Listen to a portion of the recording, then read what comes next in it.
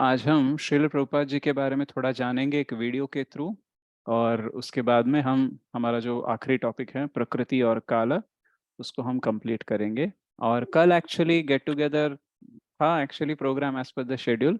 But कल book distribution marathon का prize distribution program भी है, और इसलिए शायद हमें फैसिलिटीज़ नहीं मिल सकती हैं टेंपल में, बिकॉज बहुत सारे एंगेजमेंट होंगे वहाँ पे। इसलिए हमने उसको अगले संडे पोस्टपोन किया है। हमने मैसेज डाला है ग्रुप में, तो अगर किसी ने ध्यान नहीं दिया है तो मैं अभी बता दे रहा हूँ। तो नेक्स्ट संडे हम मिलेंगे पर्सनली। जो कोई भी आ सकता है उनको सर्टिफिकेट सेरेमनी होगा, और जो नहीं आ सकते हैं उनको हम व्हाट्सएप में या फिर आपके ईमेल आईडी को हम आपका सर्टिफिकेट भेज देंगे। तो ज़्यादातर अगर आ सकते हैं, पास में है, तो आने का प्रयास कीजिए, क्योंकि जो साधु संघ होता है वो भी मंदिर में पर्सनली मिलना, that is very very powerful and purifying. तो इसलिए आप कोशिश कीजिए। तो मुझे जस्ट 1 मिनट दीजिए, मैं इसको ढूंढता हूँ वीडियो को, क्योंकि मैंने निकाल के तो रखा था, बट अभी थोड़ा सा उसको देखना पड़ेगा। तो एक्चुअली श्रील प्रभुपाद जी के बारे में हम क्यों जानना चाहते हैं, क्योंकि जब हमें कोई गिफ्ट देता है तो वो व्यक्ति के बारे में अगर हमें पता नहीं है तो क्या हो जाता है, हम गिफ्ट की वैल्यू समझ नहीं पाते। So if you want to know the value of the gift, you should also know about the giver. तो इसलिए हम थोड़ा सा प्रयास करेंगे प्रभुपाद जी के जीवन के बारे में जानने का, ताकि हम समझ पाए कि उसकी गहराई क्या है, मतलब वो जो ज्ञान हमें दे रहे हैं किस भाव में, किस मूड में उन्होंने दिया है, और हमें किस मूड में हमें समझना चाहिए। क्योंकि वैसे तो भगवत गीता सबके लिए अवेलेबल है, बट उसे कैसे पढ़ना चाहिए, right? The heart of the Bhagavad Gita will not be visible on the paper. तो भगवत गीता एक्चुअली भगवान से अभिन्न है, राइट? जैसे कोई अगर किताब कोई लिखता है, कोई ऑथर, कोई रचयिता लिखता है, तो क्या होता है कि वो अपने विचार लिख देता है, लेकिन उसके मतलब जब हम बुक पढ़ते हैं तो वो व्यक्ति हमसे आदान प्रदान नहीं करता है। क्यों? क्योंकि जिसने लिखा है और जो लिखा है वो दोनों अलग अलग हैं, right? They are different, the author is different, what is being written is different. But Bhagavad Gita क्या क्या है, जिसने बोला है, राइट, वो व्यक्ति स्वयं एक पुस्तक के रूप में, एक ग्रंथ के रूप में हमें मिल रहा है। तो it is actually non different. So Krishna, Krishna का नाम, कृष्ण की वाणी, कृष्ण के लीलाएं, रूप, गुण सब अभिन्न होते हैं, एब्सोल्यूट बोलते हो उसको, राइट? मतलब इतने दिव्य स्तर पर सब कुछ एक ही है, राइट? नाम और नामी में भेद नहीं है, ऐसा बोलते हैं।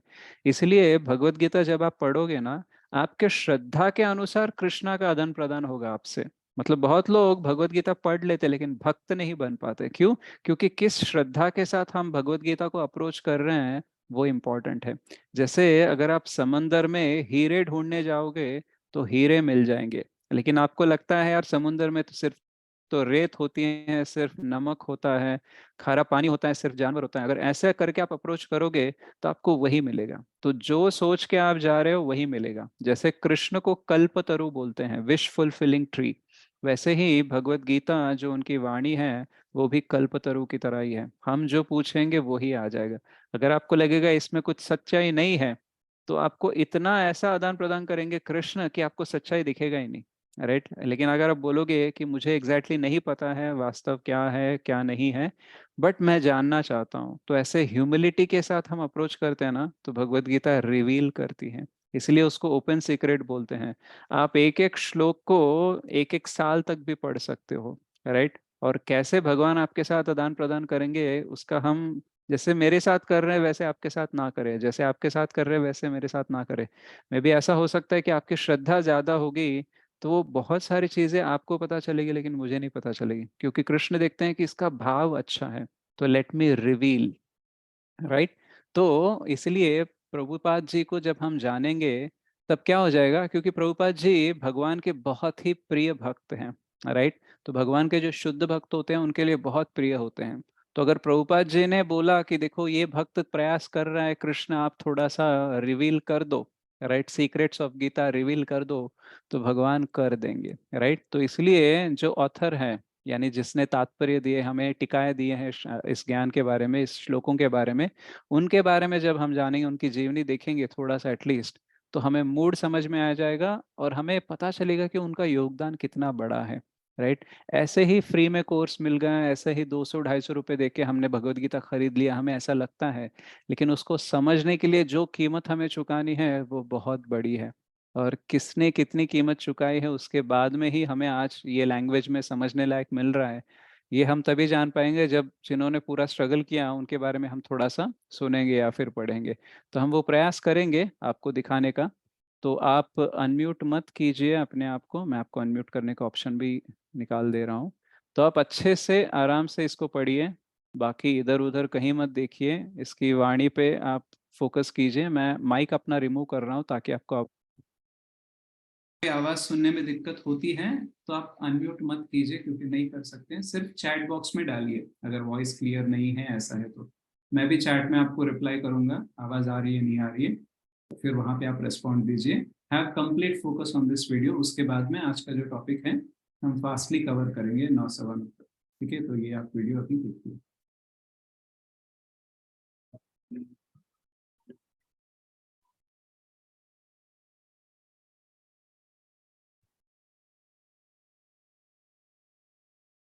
हरे कृष्णा। आपको जादू देखना पसंद है? क्यों नहीं, हम सभी ने बचपन में या कभी न कभी जादू के खेल जरूर देखे हैं। जादू हमें रोमांचित करता है और कुछ ही समय तक रहता है। लेकिन क्या आपने किसी ऐसे जादूगर के विषय में सुना है जिसके जादू का प्रभाव अनेकों वर्षों तक चलता रहा हो? चलिए, आज हम आपको एक ऐसे आध्यात्मिक जादूगर की जीवन नगरी में लेकर चलते हैं, जिसने अपने जीवन की संध्या में इस विश्व को नया सवेरा प्रदान किया और इस विश्व को भगवान के नित्य धाम गोलोक वृंदावन लेकर जाने का मार्ग प्रशस्त किया। तो चलिए, काल चक्र के पहिए को घुमाते हुए सीधे उतरते हैं पवित्र भारत भूमि में बसे पश्चिम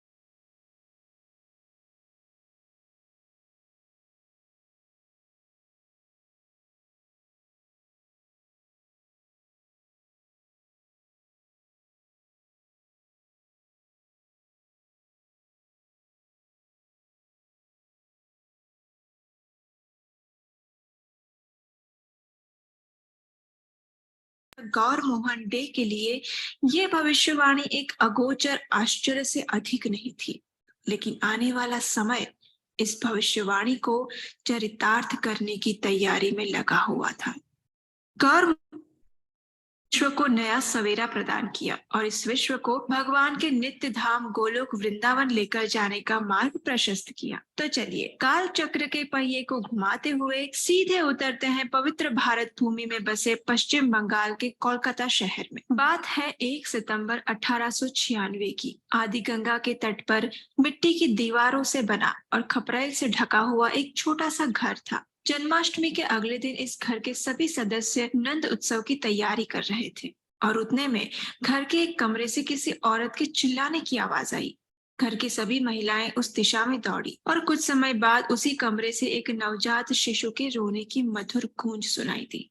और उसी क्षण अज्ञानता के अंधकार में डूबी मानवता को दिव्य ज्ञान का प्रकाश प्रदान करने वाले एक महान सपूत का जन्म हुआ। पिता गौर मोहन डे और माता रजनी ने नाम रखा अभय चरण, अर्थात जो भगवान श्री कृष्ण के चरणों का आश्रय लेने के कारण निर्भय हो। जब अभय छोटा सा बालक था, उस समय उनके घर पर आए हुए एक ज्योतिषी ने भविष्यवाणी करते हुए कहा कि अभय 70 वर्ष की आयु में समुद्र पार जाएगा और संपूर्ण विश्व में 108 मंदिरों की स्थापना करेगा। हालांकि माता रजनी और पिता गौर मोहन डे के लिए यह भविष्यवाणी एक अगोचर आश्चर्य से अधिक नहीं थी। लेकिन आने वाला समय इस भविष्यवाणी को चरितार्थ करने की तैयारी में लगा हुआ था। गौर मोहन डे कोलकाता में रहने वाले और व्यवसाय से कपड़े के व्यापारी थे, लेकिन स्वभाव और संस्कार से भगवान श्री कृष्ण के परम भक्त थे। माता रजनी भी आज्ञाकारी, सुशील और पतिव्रता स्त्री थी। गौर मोहन और उनका परिवार प्रतिदिन नजदीक के राधा गोविंद मंदिर में जाता और अभय को भी बाल्यकाल से राधा गोविंद देव जी की विशेष कृपा प्राप्त हुई थी। और आप जानते हैं, अत्यंत छोटी आयु में ही गौर मोहन ने अपने पुत्र अभय के लिए एक व्यावसायिक मृदंग वादक को नियुक्त किया, जिसके परिणाम स्वरूप अभय ने बाल्यकाल में ही मृदंग के विविध ताल और कीर्तन करना सीख लिया था। गौर मोहन का स्वप्न था कि उनका पुत्र बड़ा होकर श्रीमती राधा रानी का शुद्ध भक्त बने, और इसलिए उनके घर पर जो भी साधु संत और वैष्णव जन आते, उनसे वे अभय के लिए इसी आशीर्वाद की याचना करते थे। प्रतिवर्ष कोलकाता में निकलने वाली रथ यात्रा को देखकर अभय के मन में भी इच्छा प्रकट हुई कि वे भी ऐसे ही जगन्नाथ रथ यात्रा निकालेंगे। बस फिर देर किस बात की, इस कार्य में उनके सहायक बने उनके पिता और आसपास के उनके मित्रगण। पिताजी ने लकड़ी का छोटा रथ बना कर दिया और अभय तैयार हो गए अपनी पहली रथ यात्रा का आयोजन करने के लिए। आसपास की महिलाओं ने विविध व्यंजन बनाकर प्रसाद बांटा और अभय ने अपने मित्रों के साथ मिलकर कीर्तन करते हुए 8 दिन तक यात्रा का निर्देशन किया। 6 वर्ष के अभय को उनके पिता ने राधा कृष्ण के अति सुंदर विग्रह दिए थे और तभी से अभय जो भी खाते पीते वो विग्रहों को अर्पित करते थे। इस प्रकार वैष्णव परिवार में अभय का बचपन कृष्ण भक्ति से पोषित होता रहा। अभय ने अपनी स्नातक की पढ़ाई स्कॉटिश चर्च कॉलेज से पूर्ण की। उन दिनों वे अंग्रेजों के विरुद्ध स्वतंत्रता की लड़ाई में जुटे हुए महात्मा गांधी से प्रभावित थे, और इसका कारण सिर्फ एक था कि गांधी हमेशा अपने साथ भगवत गीता रखते थे। पढ़ाई पूरी करने के बाद अभय ने डॉक्टर बोस की रासायनिक प्रयोगशाला में विभाग प्रबंधक के रूप में नौकरी करना प्रारंभ किया था और उनका विवाह भी हो चुका था। लेकिन उनके जीवन का एक सबसे महत्वपूर्ण पड़ाव तो अभी आने वाला था, जो उनके जीवन की संपूर्ण दिशा को परिवर्तित करने वाला था। और वो समय था सन 1922 का, जब 26 वर्ष के युवक अभय अचानक दैव इच्छा से एक महान शुद्ध वैष्णव आचार्य श्रील भक्ति सिद्धांत सरस्वती ठाकुर से मिलते हैं। अभय को प्रथम दृष्टि में देखते ही उन्होंने कहा, आप शिक्षित नव युवक हैं, आप चैतन्य महाप्रभु के संदेश का प्रचार विश्व भर में क्यों नहीं करते? अभय ने जो सुना उस पर विश्वास करना उनके लिए असंभव था। फिर भी विनम्रता पूर्वक उन्होंने श्रील भक्ति सिद्धांत सरस्वती ठाकुर से पूछा, आपके श्री चैतन्य के संदेश को कौन सुनेगा? हम पराधीन देश के निवासी हैं। अंग्रेजों के अधीन रहते हुए हम भारतीय संस्कृति का प्रचार कैसे कर सकते हैं? इस प्रश्न के उत्तर में श्रील भक्ति सिद्धांत सरस्वती ठाकुर ने गंभीर वाणी में कहा, कृष्ण चेतना को भारतीय राजनीति में परिवर्तन होने की प्रतीक्षा करने की आवश्यकता नहीं है। कृष्ण चेतना इतनी महत्वपूर्ण है कि वह प्रतीक्षा नहीं कर सकती। प्रथम मुलाकात में ही अभय श्रील सिद्धांत सरस्वती ठाकुर की निर्भीकता, पवित्रता और शास्त्र ज्ञान से युक्त प्रखर बुद्धिमत्ता से प्रभावित हो गए और अपने हृदय में उन्होंने श्रील भक्ति सिद्धांत सरस्वती ठाकुर को अपना आध्यात्मिक गुरु स्वीकार कर लिया। बस फिर क्या था? इस घटना के 10 वर्ष बाद 1932 में अभय ने औपचारिक रूप से श्रील भक्ति सिद्धांत सरस्वती ठाकुर से दीक्षा ग्रहण की और दीक्षा के समय उन्हें अभय चरणारविंद नाम प्रदान किया गया। अब वे गौड़ीय वैष्णव गुरु परंपरा के अधिकृत शिष्य बन चुके थे। उनके गुरु ने उन्हें आदेश दिया था, यदि तुम्हें कभी धन मिले तो उससे पुस्तकें छापना। और अब अभय ने अपने गुरु के इन वचनों को अपने जीवन का आधार बना लिया था। समय का चक्र चलता गया। अभय अपने आध्यात्मिक जीवन के साथ अपने परिवार की जिम्मेदारियां भी निभा रहे थे। वे अपने व्यस्त दैनिक कार्य से समय निकालकर भगवत गीता और श्रीमद् भागवतम का अनुवाद करते, ये सोचकर कि जब उन्हें धन मिलेगा तो वे इसे प्रकाशित करवाएंगे। हालांकि उनका परिवार उनकी आध्यात्मिक अभिलाषा को पूर्ण करने में कोई रुचि नहीं रखता था, लेकिन फिर भी अभय अपने गुरु के वचनों को पूर्ण करने हेतु दृढ़ संकल्प थे। व्यवसाय की कठिनाइयां और परिवार की जिम्मेदारियों के बीच संघर्षरत अभय के जीवन में आखिर एक दिन ऐसा आया जब उन्हें जीवन का एक महत्वपूर्ण निर्णय लेना पड़ा।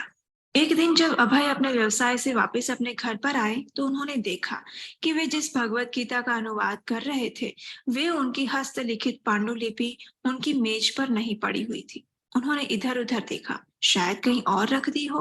कई जगह पर ढूंढने के बाद भी उन्हें अपनी पांडुलिपि प्रतियां नहीं मिली। इसलिए उन्होंने अपनी पत्नी को आवाज लगाई, और पूछा, क्या तुमने मेरी भगवत गीता की पांडुलिपि प्रतियां देखी है? आज सुबह ही मैं यहीं पर उसे रखकर गया था, लेकिन अभी मिल नहीं रही। अभय के प्रश्न को सुनकर उनकी पत्नी ने जो उत्तर दिया वो अभय के लिए अकल्पनीय था। उनकी पत्नी ने कहा, अच्छा वो तो आज सुबह ही मैंने एक रद्दी वाला आया था, उसे बेच दी थी।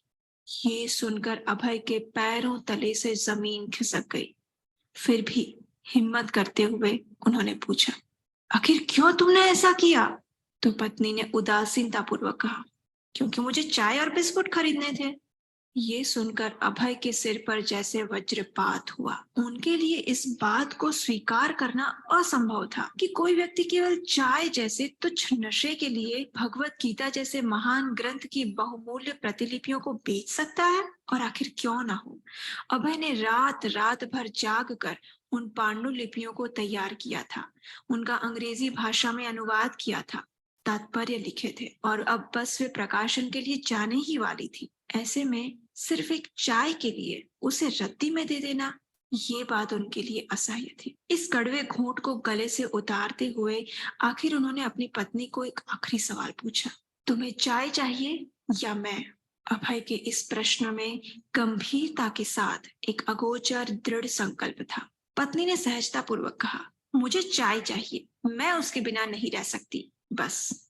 और क्या था। उसी दिन अभय चरण ने अपना घर हमेशा के लिए छोड़ दिया और अपनी पारिवारिक जिम्मेदारियों से मुक्त होकर संपूर्ण जीवन अपने गुरु के आदेश को पूर्ण करने प्रचार कार्य में समर्पित कर दिया।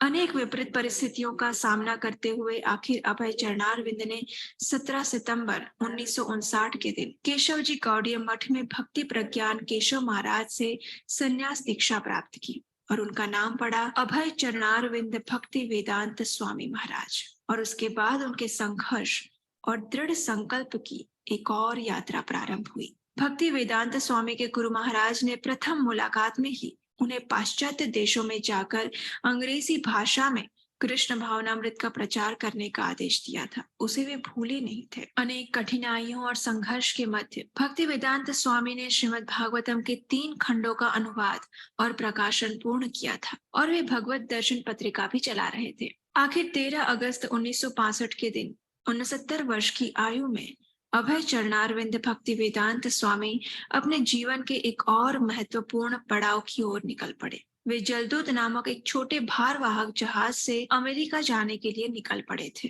अपने साथ केवल 40 रुपए, एक छाता, कुछ कपड़े और श्रीमद् भागवतम की अपनी कुछ प्रतियां लेकर वे संपूर्ण विश्व को कृष्ण भावनामृत का संदेश देने के लिए निकल पड़े थे। उनकी ये यात्रा भी अपने गुरु के आदेश को पूर्ण करने के लिए उनके दृढ़ संकल्प की कड़ी परीक्षा ही थी, क्योंकि इस यात्रा के दौरान समुद्री बीमारी तो थी ही, लेकिन उसके साथ साथ 2 बार उन्हें दिल का दौरा भी पड़ा। लेकिन उन्होंने स्वप्न में देखा कि भगवान श्री कृष्ण इस जहाज का नियंत्रण अपने हाथ में लिए हुए हैं और उसके बाद अटलांटिक समुद्र की शांति को देखकर कप्तान स्वयं आश्चर्यचकित रह गए। आखिर 32 दिनों की यात्रा संपूर्ण करके भक्ति वेदांत स्वामी अमेरिका आ पहुंचे। अमेरिका पहुंचना ये उनकी समस्याओं का अंत नहीं था, अपितु और कठिन संघर्ष की शुरुआत थी। अमेरिका में कुछ समय तक एक अमेरिकन दंपति ने उनके प्रारंभिक आवास को वहन किया, लेकिन भक्ति वेदांत स्वामी एक सन्यासी थे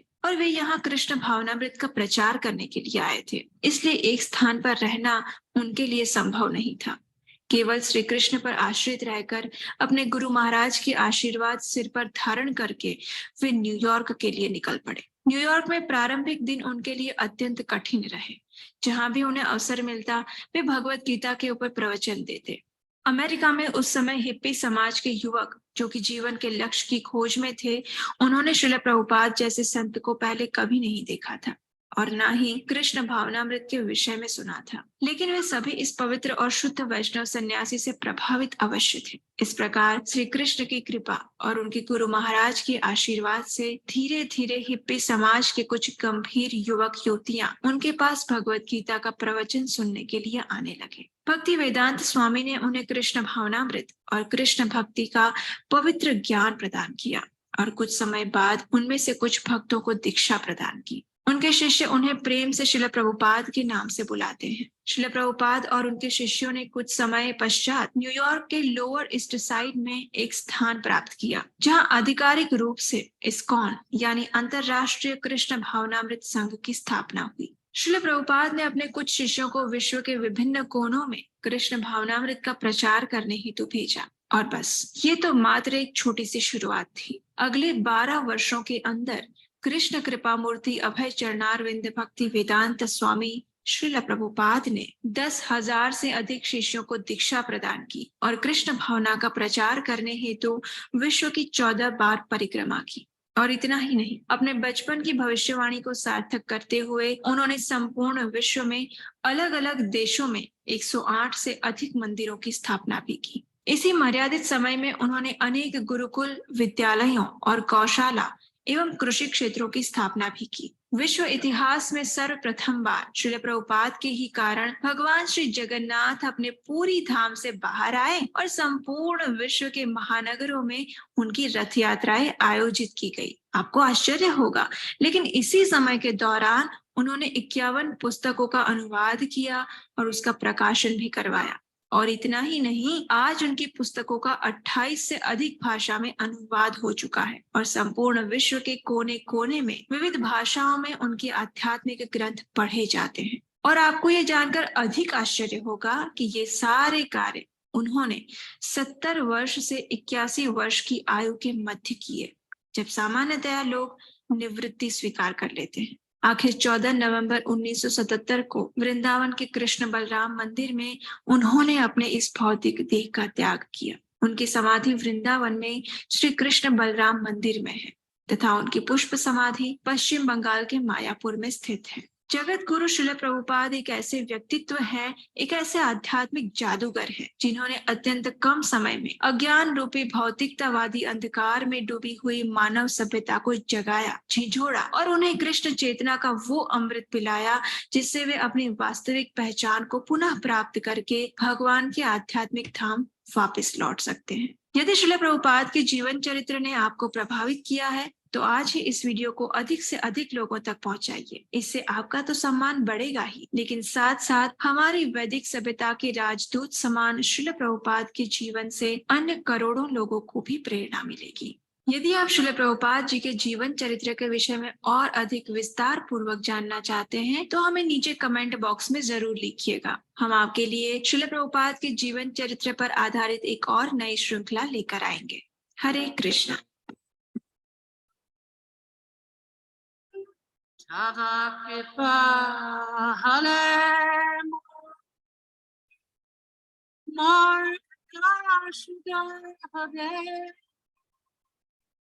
Junia sabara shuka dukache ujibe na chao na chao se mate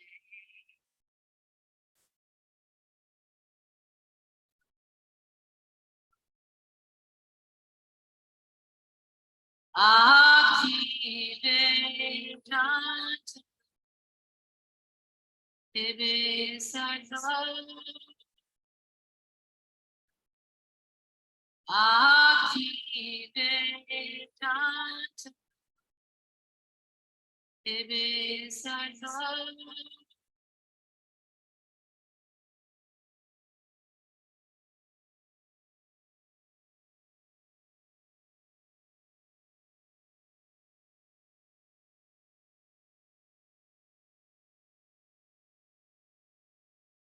हरे कृष्णा। माता प्रभु जी, श्रील प्रभुपाद जी की जय जय जय।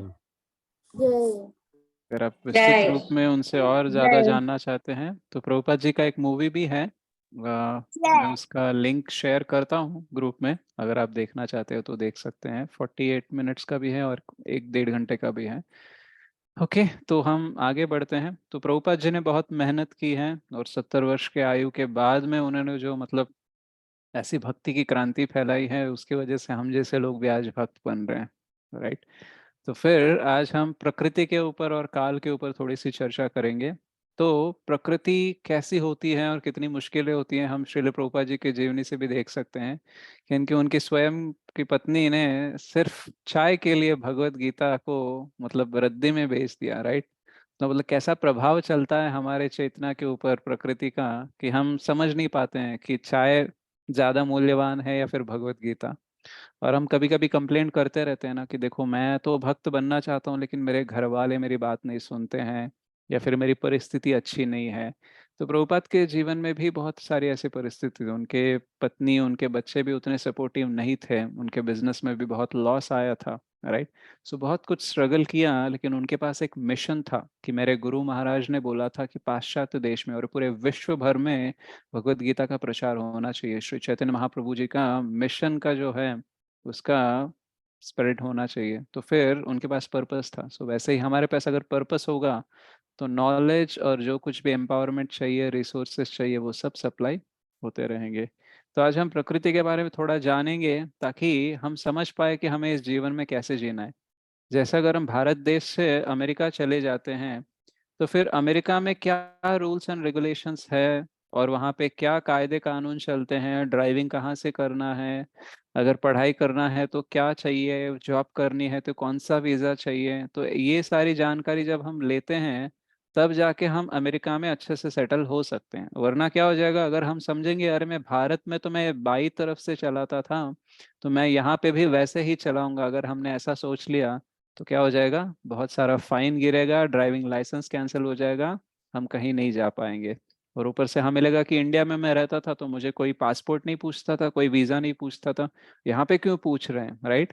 तो फिर जैसा देश वैसा भेष होना चाहिए, और जैसा देश है उसकी जैसी संस्कृति चल रही है, उसके जैसे कायदे कानून चल रहे हैं, उसके हिसाब से हम चलेंगे तो ही वहां पे सुखी रह सकते हैं। वरना गलत फहमी में रह के गलतियां करके हम दुखी हो सकते हैं। तो आज हम प्रकृति के बारे में और काल के बारे में जानेंगे ताकि हम थोड़ा अपने जीवन को सुधार ले, जान ले। जैसे जिस एनवायरनमेंट में हम हैं उसके वीकनेस उसके स्ट्रेंथ उस पे कैसे हावी होना है, वो हमारे ऊपर कैसे हावी होता है, ये अगर हम जान लेंगे तो हम सतर्क रह सकते हैं और जल्दी से यहाँ से बाहर निकल सकते हैं। तो प्रकृति और काल, और श्रील प्रभुपाद जी से प्रेरणा लेकर हम सारा जो हमारा ज्ञान है, हमारी प्रगति है, हम उन्हें समर्पित करते हैं। तो क्रम से आज क्या देखेंगे, शक्तियों के तीन प्रकार। भौतिक शक्ति जो प्रकृति है, आध्यात्मिक शक्ति जो योग माया, भौतिक शक्ति को महामाया भी बोलते हैं, तटस्थ शक्ति जिसको मार्जिनल एनर्जी बोलते हैं, राइट। तो यानी ना ही वो योग माया है ना ही वो महामाया है, ना ही वो भौतिक है ना ही कंप्लीटली आध्यात्मिक है, बीच वाली शक्ति को तटस्थ बोलते हैं। और हम चुन सकते हैं हमें प्रकृति की तरफ जाना है या फिर योग माया यानी महामाया की तरफ जाना है या फिर योग माया की तरफ, हम चुन सकते हैं। ये जो तटस्थ शक्ति है हम ही है, राइट। तो कैसे है हम जानते हैं। और तीन कठपुतलियां, राइट। तो तीन शक्तियां हैं जो हमें एक्चुअली कठपुतलियों की तरह नचाते रहती हैं, वो क्या है और हम कैसे परिवर्तन कर सकते हैं, इनसे आगे कैसे बढ़ सकते हैं, और थोड़ा सा काल के बारे में हम जानेंगे। तो शक्तियां तीन प्रकार की होती हैं, बहिरंग, अंतरंग और तटस्थ। बहिरंग मतलब एक्सटर्नल एनर्जी, जिसको बोलते हैं हम भौतिक शक्ति या फिर महामाया, राइट।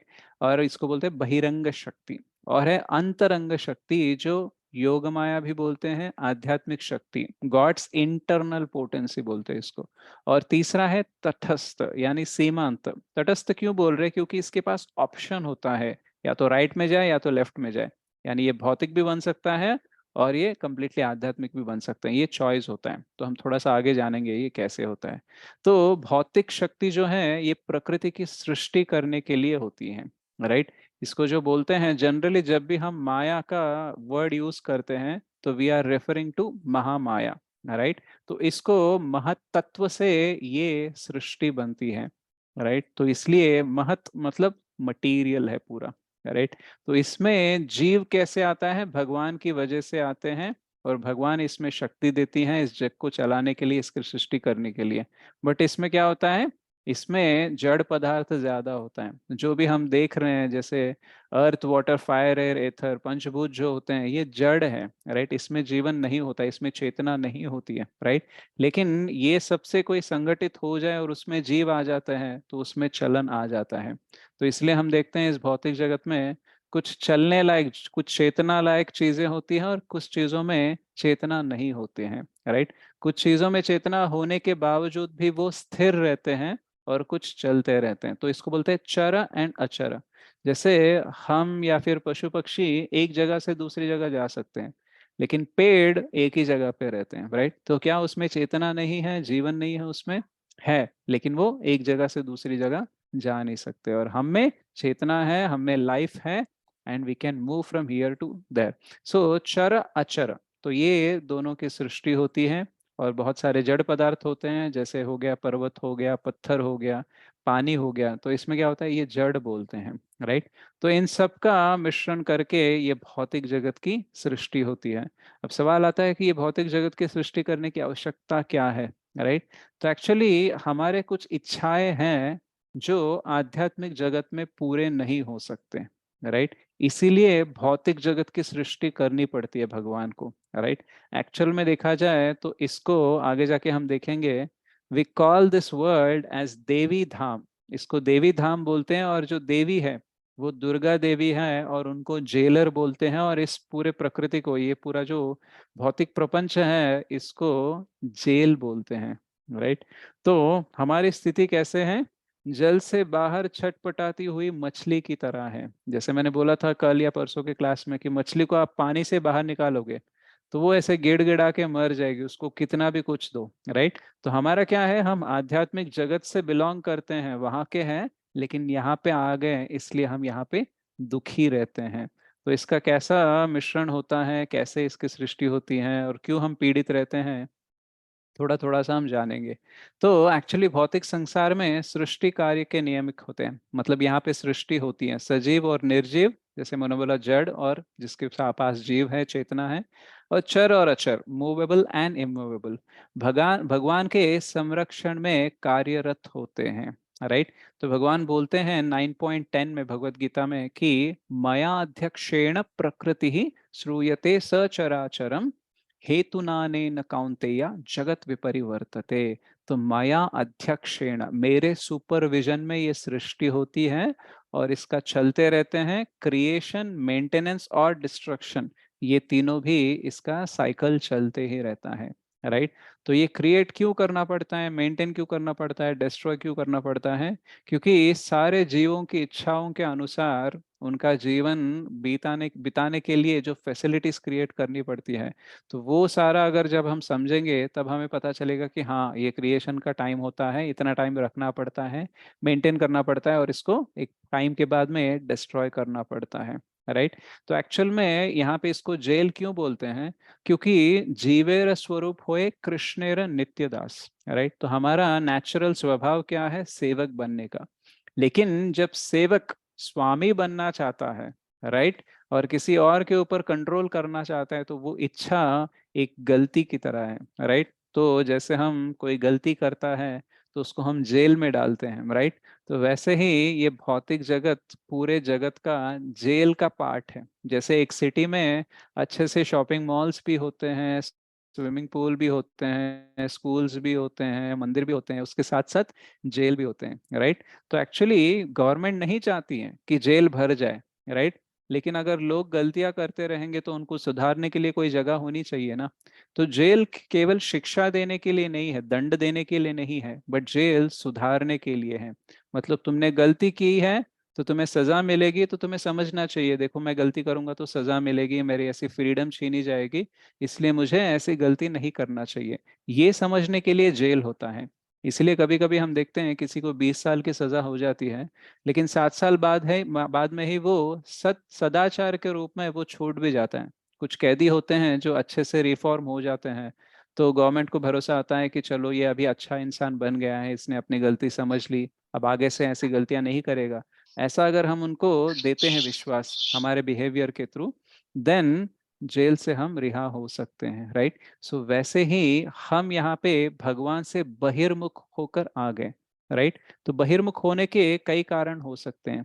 कभी कभी ऐसे बोलते हैं हमारे शास्त्र की, हमने भगवान को बोला कि मैं आपके लिए कुछ सृष्टि करना चाहता हूँ, बट एक्चुअली आध्यात्मिक जगत में कोई क्रिएशन नहीं होता है, वो हमेशा से ही क्रिएटेड होता है, अनादि काल से। उसका ना आदि होता है ना ही अंत होता है। From time immemorial it is being created. तो उसमें कुछ क्रिएट नहीं कर सकते। तो भगवान बोलते हैं अभी तुम यहाँ पे तो कुछ क्रिएट नहीं कर सकते हो, तो क्रिएट करने की इच्छा छोड़ दो। लेकिन बोलते हैं नहीं नहीं, मुझे कुछ तो आपको क्रिएट करके दिखाना है, राइट। तो फिर भगवान बोलते हैं देखो यहाँ पे तो नहीं कर सकते हो, लेकिन तुम्हें क्रिएट करना है तो मैं तुम्हारे लिए एक अलग जगह देता हूँ। बट प्रॉब्लम ये है कि वहां पे जाके ना बहुत अलग अलग इश्यूज भी आ सकते हैं। फिर हम बोलेंगे नहीं नहीं कोई प्रॉब्लम है, मैं देख लूंगा, मैं संभाल लूंगा, और फिर हम ऐसे करके यहाँ पे आ जाते हैं। तो एक कारण होता है। कई और कारण होता है कि जैसे हम देखते हैं रोज की भगवान की पूजा हो रही है, भगवान का गुणगान हो रहा है, तो हमारे हृदय में एक इच्छा आती है, क्या मेरी भी पूजा हो सकती है, क्या मेरा भी गुणगान हो सकता है क्या, राइट। जैसे भगवान को हो रहा है वैसे ही मैं भी उनके पोजीशन ले सकता हूँ का। तो जैसे ही ये इच्छा आते हैं हम इस भौतिक जगत में आते हैं। क्यों? क्योंकि वहां पे तो एक ही स्वामी रहेंगे, लेकिन यहाँ पे आके तुमको स्वामी बनने का मौका मिलेगा। जैसे हम घर में हमारी चलती है, हमारी पूजा होती है, राइट। क्यों? क्योंकि हम कमाते हैं, इसलिए सब हमारी बात सुनते हैं। अगर हमने कंपनी खड़ी खड़ी कर दी तो फिर हम तो उसके ओनर है, तो बाकी सब लोगों को हमारे हिसाब से चलना होगा। तो हम स्वामी यहाँ पे बन सकते हैं, लेकिन वहां पे हम सिर्फ दास ही बन सकते हैं। तो इसलिए कोई ना कोई जगह भगवान को क्रिएट करनी है ताकि हमारी इच्छा है ना वो पूर्ण हो जाए, राइट। अब ये इच्छा पूर्ण करते करते क्या हो जाता है, कुछ साइड इफेक्ट्स लग जाते हैं। जैसे बच्चा बोलता है मुझे आइसक्रीम खाना है, बहुत पसंद है। माता पिता बोलते हैं यार तुम्हें जुकाम हो जाएगा मत खाओ, तो बोलता है नहीं नहीं कुछ नहीं होगा मुझे दो। तो आइसक्रीम खाएगा, मजा तो आएगा, लेकिन बाद में जुकाम होगा, राइट। तो ऐसे ही कुछ इच्छाएं हमारी होती हैं जिसके बहुत सारे साइड इफेक्ट्स होते हैं, और साइड इफेक्ट्स इतने हो जाते हैं कि हम भूल ही जाते हैं कि हम कहाँ से आए और हमें कहाँ जाना है। तो भौतिक प्रकृति बहुत ही डेंजरस क्रिएशन होता है, राइट। हम जितना ज्यादा जानेंगे इसके बारे में हमें पता चलेगा कि कितनी डेंजरस जगह में हम जीते हैं, राइट। तो यहाँ पे अस्थाई है सब कुछ और दुख से पूर्ण है। यहाँ पे सब कुछ टेम्पररी है, राइट। जो हम परमानेंट जॉब की बात करते हैं, कोई चीज लेते हैं तो बोलते हैं ये परमानेंट तो रहेगा ना, राइट। तो व्यवहारिक भाषा में हम परमानेंट जैसी चीजों का वर्ड का यूज कर लेते हैं, लेकिन एक्चुअली इस पूरे भौतिक जगत में कुछ परमानेंट होता ही नहीं है। अरे सृष्टि होती है, मेंटेनेंस होता है, प्रलय आता है, सब कुछ खत्म हो जाता है। कभी कभी हम बोलते रहते हैं कि ये मेरी इतनी बड़ी प्रॉब्लम है ना, मुझे लगता है कि ये प्रॉब्लम कभी सॉल्व नहीं होगी, बट एक्चुअली आपका जब जीवन खत्म हो जाएगा ना, तो आपके साथ साथ ये प्रॉब्लम भी खत्म हो जाएगी, राइट। तो there is nothing permanent in this temporary world. हमारे सुख दुख, हमारे विचारधारा, ये काल, ये सब कुछ परमानेंट नहीं है, सब कुछ टेम्पररी है। तो ये एक एम्पावरिंग थॉट है, राइट। क्यों एम्पावरिंग है? क्योंकि अगर आपको बोला जाए कि आपको जो दुख हो रहा है ना वो अनंत काल तक रहेगा, ऐसा मैं बोल दूंगा, तो दुख और ज्यादा लगेगा। थोड़ा ही दुख होगा लेकिन ज्यादा लगेगा। क्यों? क्योंकि ये जाने वाला नहीं है। लेकिन अगर मैं बोल दूं कि ये कुछ समय में कम हो जाएगा, तब आपके पास सहने की शक्ति आ जाती है। तो कभी कभी हमारा माइंड ना टेम्पररी थिंग को एटर्नल बना देता है। जैसे आप अगर कुछ प्रॉब्लम से गुजर रहे हो तो आपको लगेगा यार बस मेरी जिंदगी यहाँ पे खत्म हो गई, अब ये प्रॉब्लम जाने ही नहीं वाली है, इतने सालों से नहीं गई, अब क्या जाने वाली है, अभी मुझे इसके साथ ही रहना पड़ेगा। जब ऐसा सोच लेते हो तो बहुत भारी बन जाता है, राइट। तो जब आपको पता चले कि सब कुछ टेम्पररी है, my life it self is temporary, ये शरीर ही टेम्पररी है, तो इस शरीर के साथ जो प्रॉब्लम आ रहा है वो भी तो टेम्पररी है ना। तो अगर मैं कुछ कर सकता हूँ तो करूंगा, अगर कुछ नहीं कर सकता हूँ तो सह लूंगा, वैसे भी कितना सहना है। There is only a limited period of time. उस टाइम पे क्या हो जाता है, we can live with our pain and still we can do other works. Otherwise क्या हो जाता है कि यार ये तो अब नहीं होने वाला है, तो हम जो कर सकते हैं वो भी करना बंद कर देंगे, और एक होपलेस जिंदगी बन जाती है। तो यहाँ पे सब कुछ टेम्पररी है, राइट। इसीलिए तो हमें चिंता होती है। हमारे पास कोई वस्तु आती है तो वो कभी ना कभी हमें छोड़कर जाने वाली है। हमारे जीवन में कोई इंसान आता है, कभी ना कभी वो जाने ही वाला है। हमें कोई इज्जत शोहरत मिलती है तो वो भी हमें छोड़ के जाने वाली है। तो आने से पहले पाने की लालसा, और आने के बाद खोने का डर, तो ये मोह, शोक, ये लालसा, इससे भर भर के ना हमारी जिंदगी एग्जिस्ट ही नहीं करती है, ऐसा लगने लगता है, राइट। पाने से पहले इतनी भूख रहती है कि कब मिलेगा, कब मिलेगा, कब मिलेगा, और जैसे मिल जाएगा उसके बाद में अगर कोई ले लेगा, तो अगर किसी ने चोरी किया तो सम और अदर वे हम दुखी रहते ही हैं। तो ये नेचर है वर्ल्ड का। हम जिस दुख मतलब जिस प्रपंच में रहते हैं उसको दुखालय बोलते हैं, राइट। कभी कभी हमें सवाल आना चाहिए कि कोई ना कोई तो व्यक्ति होगा जो हमेशा खुश रहता होगा, राइट। अगर कोई भी खुश यहाँ पे नहीं रह सकता है, इसका मतलब है ये जगह ही गलत है, राइट। जैसे अगर आपको हर जगह चोर ही दिख रहे हैं तो आप चोरों के नगरी में हो, राइट। तो वहां पे ऑड मैन आउट कौन है? आप ही हो, राइट। आपको लग रहा है कि सब चोर क्यों लग रहे हैं, राइट। तो प्रॉब्लम उनका नहीं है, वो अपनी जगह पे ही है, आप ही गलत जगह पे हो, राइट। सो सिमिलरली हमको खुशी चाहिए लेकिन हर जगह दुख है, इसका मतलब हम गलत जगह पे हैं। यहाँ पे सब कुछ सही है, राइट, गलत कुछ नहीं है। ये दुखालय है, दुखालय की तरह ही है, राइट। लेकिन हम सुख ढूंढ रहे हैं, तो ये हमारा प्रॉब्लम है। जैसे आप अगर किसी फार्मेसी के शॉप में जाओगे और कुछ इलेक्ट्रॉनिक चीज पूछोगे, राइट, और अगर वो बोलता है कि नहीं है, तो वो शॉप की गलती नहीं है, क्योंकि वो शॉप फार्मेसी है, तो इलेक्ट्रिकल चीजें नहीं मिलेगी। तो आपकी गलती है कि तो आप वहां पे इलेक्ट्रिकल चीजें ढूंढने गए हो। तो वैसे ही ये दुखालय है, तो यहाँ पे हमें सुख ढूंढना नहीं चाहिए। हमें क्या करना चाहिए? जितना जल्दी हो सके उतना यहाँ से बाहर निकलना चाहिए, राइट। तो यहाँ पे दुर्गा का राज चलता है, राइट। तो जैसे दुर्गा देवी होती है, वो बहिरंग शक्ति है भगवान की, राइट। और वो क्या करती है? हम सबको पीड़ित करती है, राइट। अभी हमें लग सकता है कि ये तो भगवान की शक्ति है, तो इसको तो हमारी हेल्प करनी चाहिए, भगवान तो सबकी हेल्प करते हैं, तो ये हमें पीड़ित क्यों करती है? तो एक्चुअली पीड़ित करना भी एक तरीके से एक प्रेम है। क्यों? क्योंकि माया देवी नहीं चाहती है कि हम यहाँ पे फंसे रहें।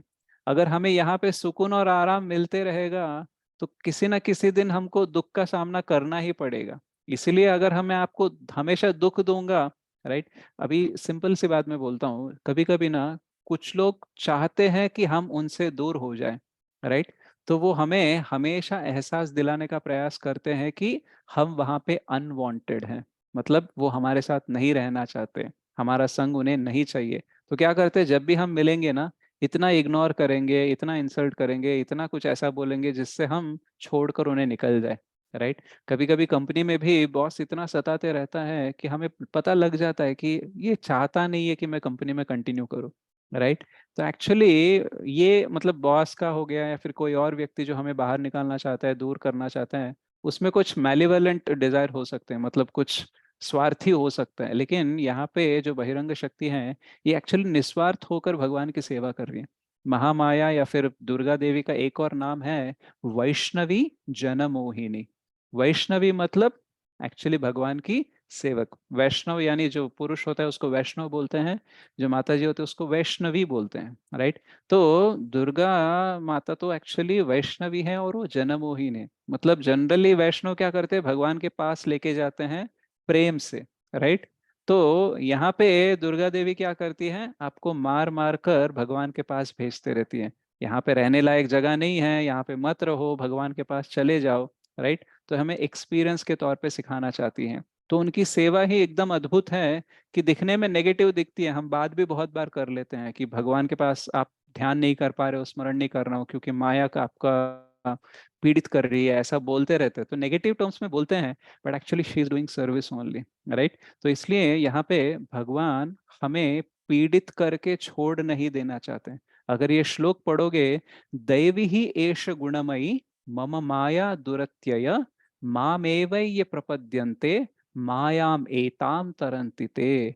तो भगवान बोल रहे हैं दैवी ही एष गुणमयी मम माया दुरत्यय, ये मेरी बहिरंग शक्ति है और इसे तुम कॉन्कर नहीं कर सकते, इस पर तुम विजय नहीं पा सकते हो। लेकिन माम एव ये प्रपद्यन्ते माया मेताम तरन्ति ते, अगर तुम मेरे प्रति शरणागत हो गए तो फिर तुम इससे परे हो जाओगे, राइट। जैसे अपने राधेश्याम प्रभु जी एक एग्जाम्पल देते हैं।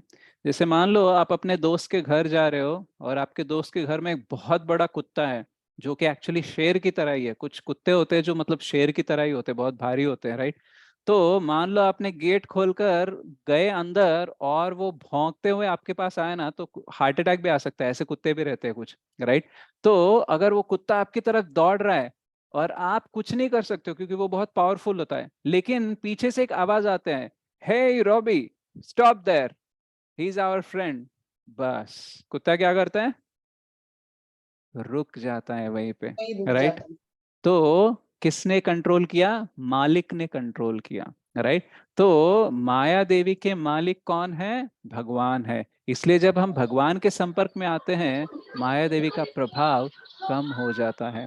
तो अगर हमें माया देवी से या फिर ये पीड़ित जगह से हमें मुक्ति चाहिए, तो हमें मालिक को अप्रोच करना पड़ेगा, उनकी कृपा लेनी चाहिए। मान लो अगर अपने दोस्त से बहुत लड़ाई हो गई और वो बहुत गुस्से में है, रिवेंज लेने के मूड में है ना, वो कुत्ते को रोकेगा ही नहीं, बोलेगा आज तो तू गया, राइट। तो क्या होता है, हम भगवान से बहिर्मुख हो जाते हैं, बोलते भगवान मुझे जरूरत नहीं है, I don't have time, I am very busy, please don't disturb me. अरे क्या हरे कृष्णा करो, मेरे पास ऑलरेडी टाइम नहीं है पैसे कमाने के लिए, ऊपर से ये बोल रहे वो करो, तो मेरे पास टाइम नहीं है। हम क्या करते हैं, ऐसे बहिर्मुख हो जाते हैं। फिर माया देवी कुत्ता काट लेता है तो इंजेक्शन लगवा के बच भी जाएंगे, लेकिन माया देवी के चक्कर में पड़ेंगे ना, जन्म जन्म तक मरते ही रहते हैं हम, पता नहीं कितने जन्म हम ले चुके हैं, राइट। तो भगवान यहाँ पे क्लियर कर रहे हैं कि देखो, अगर बाहर जाना है और दुर्गा से ऊपर परे जाना है, तो माम एव ये प्रपद्यन्ते, सिर्फ और सिर्फ मुझे सरेंडर करोगे तो ही होगा, राइट। किसी और को सरेंडर कर लोगे, टेम्पोररीली शायद बच जाओगे, राइट, लेकिन परमानेंटली नहीं बचोगे, राइट। तो ये हमें समझाते हैं कि भगवान की भक्ति करना कितना इंपॉर्टेंट। अच्छा, अब माया शक्ति कैसे हमें कंट्रोल करती है, तीन गुण होते हैं, राइट। सत्वम रजस्तमम इति गुणः प्रकृति ही संभवाः निबंधन्ति महाबाहो देहे देहिनमव्ययम्। भौतिक प्रकृति तीन गुणों से युक्त है, ये है सत्व, रजो और तथा तमोगुण। यह महाबाहु अर्जुन, जब शाश्वत जीव प्रकृति के संसर्ग में आता है, तो वह इन गुणों से बंध जाता है। जैसे पानी अगर रेत को या फिर अर्थ को टच कर लेता है, भूमि को, तो वो कीचड़ बन जाता है। तो ऐसे मिक्स हो जाता है ना कि पानी और वो मट्टी अलग हो ही नहीं सकती, इतना जकड़ जाता है, राइट। तो हमें कीचड़ में पानी दिखता भी हो, लेकिन उसका कलर पानी जैसा नहीं होता, कीचड़ जैसा ही होता है, ब्राउन हो जाता है, राइट। तो वैसे ही हम क्या हो गए, यहाँ पे आके फंस गए हैं। कैसे फंस गए, तीन गुणों के अधीन में हम आ गए। तो ये तीन गुण हमें हमेशा सताते रहते हैं। इसीलिए आप देखना, कभी कभी आप कितना अच्छा बर्ताव करते हो और सडनली एकदम से किसी के सामने गुस्सा भी हो जाते हो। तो एक ही टाइम पे, मैं खुद का आप ऑब्जर्व करो, कभी आप व्हाट्सएप पे चैट कर रहे हो ना, एक व्यक्ति के साथ आप गुस्सा हो, उसके साथ गुस्से के साथ चैट कर रहे हो, और दूसरा कन्वर्जेशन आपका किसी प्रेम युक्त व्यक्ति है तो उसके साथ प्रेम से कर रहे हो, मतलब फ्रैक्शन ऑफ सेकंड्स में आपके इमोशंस इधर उधर हो रहे हैं। मतलब जो प्रेम करते हो जिससे, उससे सत्व गुण में बिहेव चल रहा है, और जिससे द्वेष है उसका तमोगुण में चल रहा है। और कभी कभी सुबह उठते हैं तो हम सोचते हैं कि आज मैं बहुत कुछ अच्छा करूंगा, लेकिन एक फोन कॉल आ जाता है, कुछ तो डिस्टर्बिंग कॉल आ जाता है, मैसेज आ जाता है, तो पूरा मूड खराब हो जाता है, राइट। तो ये जो तीन शक्तियां हैं, ये हमें इधर उधर खींचते रहती है। इसलिए हम दिन में 24 घंटे में 24 तरीके का बिहेवियर दिखाते रहते हैं, राइट। कभी कभी लोग, मैं जब यात्रा पे जाता हूँ, हम यात्रा भी ऑर्गेनाइज करते रहते हैं, तो जैसे वृंदावन या फिर पूरी यात्रा, द्वारका यात्रा, तो जनरली मैं क्लास में बहुत अच्छे इंसान की तरह रहता हूँ, लेकिन जब यात्रा पे जाते हो ना, तो मैं बहुत गुस्सा करते रहता हूँ। क्यों? क्योंकि ये सब 70 80 100 लोग रहते हैं, और हमको इन सब की सेफ्टी की बहुत इंपॉर्टेंस लेनी होती है। और क्या होता है, यात्रा में बहुत सारे डिस्ट्रैक्शंस होते हैं, लोगों को शॉपिंग करने का। यात्रा का अर्थ होता है कि जाके भगवान का दर्शन लो, भगवान की कथा सुनो, उसमें ज्यादा फोकस होना चाहिए, लेकिन मन तो भटकता रहता है ना। तो उस मन को काबू में लाने के लिए कभी कभी थोड़ा सा कठोर शब्दों का उपयोग करना पड़ता है, या फिर कठोर बिहेवियर लेके आना पड़ता है, राइट। तो उस टाइम का वो रोल मैं ले लेता हूँ, क्योंकि बाकी जो प्रभु जी है ना, वो अच्छे से प्यार से समझाते हैं, लेकिन मैं सबसे पीछे रहता हूँ। और कौन लेट आता है तो उसको मेरी बात सुननी पड़ती है। तो उस टाइम पे कुछ लोगों को लगता है ये प्रभु जी क्लास में एक अवतार दिखाते हैं, और यात्रा में आते हैं तो मतलब दूसरा अवतार दिखाते हैं। मतलब जब प्रचार करते हैं तो चैतन्य महाप्रभु की तरह औदार्य दिखाते हैं, प्रेम पूर्वक रहते हैं, और यात्रा में आते हैं तो ऐसे नरसिंह देव की तरह क्यों बिहेव करते हैं, राइट। तो एक्चुअल में क्या होता है कि यात्रा में मैं भी शांति से रहना चाहता हूँ, बट समहाउ या तो जिम्मेदारी के कारण या तो मेरे अनर्थ होंगे ना, काम क्रोध लोभ मोह मद मात्सर्य मेरे भी होंगे, तो कभी कभी वो बाहर निकल जाते हैं। तो गुस्सा करना इंपॉर्टेंट है, लेकिन कभी कभी लिमिट से ज्यादा भी गुस्सा हो जाता है। तो क्या है, ये तीन गुणों के वश में हम एक जगह पे अच्छे रहते हैं, एक जगह पे बुरे रहते हैं, एक व्यक्ति के साथ अच्छा होते हैं, एक व्यक्ति के साथ अच्छा नहीं होते। तो ये चलते ही रहता है, राइट। तो इसी की वजह से क्या हो जाता है, हम फंसे रहते हैं। अगर सबके साथ अच्छा रहेंगे तो हम मुक्त हो सकते हैं, राइट। लेकिन माया देवी क्या करती है, नहीं नहीं नहीं, सबके साथ अच्छा बर्ताव कैसे रहेगा तुम्हारा, कहीं ना कहीं तो ऐसे लूप होल्स छोड़ेगी, वहां पे जाके हम गिर जाते हैं। अगर सबसे बाहर निकलना है, इन सब गुणों के परे जाना है, दिव्य स्तर पर जाना है, तो भगवान का आश्रय लेना होगा, क्योंकि भगवान की जो पोजीशन है वो शुद्ध सत्व या फिर दिव्य स्तर बोलते हैं, ट्रांसेंडेंटल और प्योर गुडनेस। सत्व गुण को मोड ऑफ गुडनेस बोलते हैं इंग्लिश में, और शुद्ध सत्व को प्योर गुडनेस बोलते हैं। तो सत्व गुण यहाँ पे भौतिक जग में होता है, उसमें भी थोड़ा सा तमोगुण और रजोगुण मिक्स हो जाता है। सत्व गुण में क्या होता है, सबके साथ अच्छा रहना, किताबें पढ़ना, राइट, ज्ञान को प्राप्त करना, भगवान की तरफ धीरे धीरे मुड़ना, धार्मिक होना, ये सब सत्व गुण होता है। रजोगुण में क्या है कि मुझे जो चाहिए वो चाहिए, राइट, उसके लिए मुझे सही करना है गलत करना है पता नहीं है, बट मैं कुछ ना कुछ तो करूंगा, मुझे चाहिए वो हासिल कर लूंगा। तमोगुण में क्या होता है, अरे मुझे कुछ नहीं करना है, राइट। तो कुछ लोग होते हैं ना, हमेशा सोते रहते हैं, कुछ इंटरेस्ट नहीं होता, लाइफ का कोई पर्पस नहीं होता है, कुछ भी उनको एक्साइटिंग दिखाओ, उनकी एक्साइटमेंट रहती ही नहीं है, बोलेंगे कल करेंगे बाद में करेंगे, मुझे इंटरेस्ट नहीं है, तो हमेशा मतलब निर्जीव की तरह पड़े हुए रहते हैं, राइट, वो तमोगुण होता है। या फिर कभी कभी तमोगुण का एक उल्टा भी होता है कि मैं नहीं खुश रहूंगा और किसी और को भी खुश रहने दूंगा, राइट। मेरी खुशी छिन गई है तो मैं दूसरों की भी खुशी छीन लूंगा, राइट। तो ऐसे वाले भी तमोगुण में रहते हैं। तो ये सब हमें नचाते रहते हैं, ये सारे तीन गुण। तो इसके परे जाना है तो हमें भगवान का आश्रय लेना चाहिए। तो आगे जाके हम देखते हैं कि हम तटस्थ शक्ति हैं। तो एक्चुअल में आत्मा के स्तर पर हम अंतरंगिक शक्ति है, हम भगवान का अंश है। ममाइवांशो जीवलोके जीवभूत सनातन मनःषष्ठानि इंद्रियाणि प्रकृति स्थानी कर्षति। तो एक्चुअली ये सारे जीव यानी हम सब जो हैं भगवान के अंश है, लेकिन हम भौतिक शरीर ले चुके हैं, इसलिए इस भौतिक जगत में पीड़ित हो रहे हैं। तो आध्यात्मिक चीज भौतिक चीज के साथ मिक्स हो गई है ना, तो इसको तटस्थ बोलते हैं, राइट। यानी ये भौतिक चीज अलग है, ये आध्यात्मिक चीज अलग है, दोनों मिल जाते हैं या फिर आध्यात्मिक चीज भौतिक चीज में फंस जाती है, तो उसको तटस्थ बोलते हैं। अब इसमें ऑप्शन होता है, जैसे बिल्ली दीवार के ऊपर खड़ी है तो इधर भी कूद सकती है उधर भी कूद सकती है, वैसे ही ह्यूमन फॉर्म ऑफ लाइफ में ही हमको चांस मिलता है रास्ता चुनने का। अगर हम जानवर हैं तो हमारे पास इतना एक्सेस नहीं है कि हम कुछ चुन सके, इसलिए जानवर जानवर की तरह पैदा होता है, जानवर की तरह ही मरता है, राइट। लेकिन इंसान एक नॉर्मल व्यक्ति की तरह पैदा होके एक महात्मा की तरह भी ये दुनिया छोड़ सकता है। क्यों? क्योंकि एक्सेस रहता है। तो हम तटस्थ शक्ति हैं, और वो तटस्थ शक्ति को ऑप्शन ज्यादा कब मिलेगा, जब हम मनुष्य के शरीर में होते हैं। तो जैसे अभी आपको ये क्लास करने से पहले दो तीन ऑप्शन आए होंगे, लोगों ने कहीं मूवी जाने का प्लान दिखाया होगा, या फिर आप ही को लगा होगा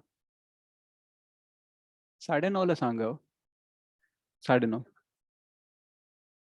राइट। तो बहुत सारे ऑप्शन है, लेकिन आपने चूज किया कि मैं क्लास अटेंड करूंगा। जैसे अभी आज के दिन मेरे बेटे का एनुअल डे है उसके स्कूल में, दिल्ली पब्लिक स्कूल नादरगुल में। तो फिर अभी मुझे 9:30 को जाना है, राइट। तो एक्चुअल में मुझे 6 बजे ही जाना था, लेकिन मुझे 6 से 7:30 एक क्लास करनी थी और आप सबको भी क्लास करनी थी। तो सबने ऑप्शन दिया था कि किसी और को बोलो क्लास लेने के लिए, कोई रिप्लेसमेंट नहीं है क्या। तो एक्चुअली मैं खुद ही रिप्लेसमेंट हूँ, एक और प्रभु जी को क्लास लेना था, वो उनकी तबीयत खराब है तो मुझे लेना पड़ रहा है। तो अल्टीमेटली मैं ऑलरेडी रिप्लेसमेंट हूँ, अगर मैं नहीं रहूंगा तो फिर कौन और रिप्लेस करेगा। और मैं आपके अपने बच्चे को, अपने बीवी को सेटिस्फाई करने के लिए वहां पे जा सकता हूँ, राइट। लेकिन मुझे तो निर्णय करना होगा ना, क्योंकि मैंने कमिट किया था कि मैं ये क्लासेस लूंगा और अब 50-60 लोग ज्वाइन करते हो, तो 2 लोगों की खुशी देखूं या फिर 60 लोगों की जिम्मेदारी देखूं, तो इसमें निर्णय क्या लिया मैंने कि मैं क्लास करूंगा और मैं जल्दी से जल्दी क्लास खत्म करके वहां पे अटेंड करूंगा, ऐसा मैंने प्रॉमिस करके यहाँ पे सेट किया। तो ये तटस्थ शक्ति है, यानी भगवान या फिर अपनी जरूरतें, इसमें से हमें हमेशा भगवान को चुनना चाहिए, राइट। मैं ऐसा नहीं बोल रहा हूँ कि फैमिली को इग्नोर करना चाहिए, बट जैसे ये 2 गुड ऑप्शंस है, वैसे हमारी लाइफ में बहुत सारे गुड गुड ऑप्शंस होंगे, लेकिन सबसे बेहतर ऑप्शन हमें चुनना होगा। एक्चुअली हमारे लाइफ में ये प्रॉब्लम नहीं है कि गलत और सही में से क्या चुनना है। बहुत बार हमारी प्रॉब्लम ये है कि हमारे सामने जो ऑप्शन है वो दोनों अच्छे ही हैं, राइट। अब उसमें से कौन सा चुनना है, राइट। तो कभी कभी हमारी फैमिली भी बोलती है कि क्या भक्ति करोगे, राइट, तुम्हें टाइम ही नहीं दे रहे हो, सिर्फ कृष्ण को टाइम दे रहे हो, मुझे टाइम नहीं दे रहे हो। एक्चुअली हम टाइम देते हैं उनको, राइट। लेकिन जब हम कृष्ण की तरफ मुड़ने लगते हैं, उन्हें लगता है कि उनका टाइम हम छीन के वहां पे दे रहे हैं कृष्ण को, तो उस टाइम पे हमें लगेगा अरे ये तो मेरी फैमिली है, मेरे ऊपर डिपेंडेंट है, इनको तो टाइम देना चाहिए, राइट। तो ये भी सही है, लेकिन भगवान की सेवा भी करनी चाहिए, ये भी सही है। तो हम कैसे चुनूं मैं, राइट। तो भक्ति में भी कॉन्फ्लिक्ट्स होते हैं, जैसे नॉर्मल लाइफ में, जॉब में भी जब ज्यादा प्रेशर हो जाता है तो हम फैमिली को टाइम नहीं दे पाते, राइट। तो वहां पे भी हमें चुनाव करना होता है, राइट। तो ये चुनाव करने का प्रोसेस हमारे लिए नेचुरली एग्जिस्ट करता है, लेकिन भक्ति में आने के बाद हमें पता चलता है कि सबसे बेहतर चुनाव हम कैसे कर सकते हैं, राइट। तो हमारी सबके पास फ्री विल है, लेकिन उसको प्रॉपरली हमें एग्जीक्यूट करना होगा, right.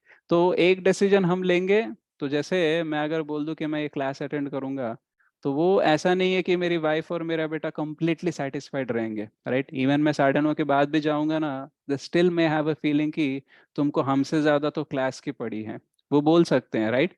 But actually temporarily we may not be able to satisfy everyone, right. लेकिन अल्टीमेटली सबको सेटिस्फैक्शन मिल जाएगा। यस्मिन तुष्टे जगत तुष्टम।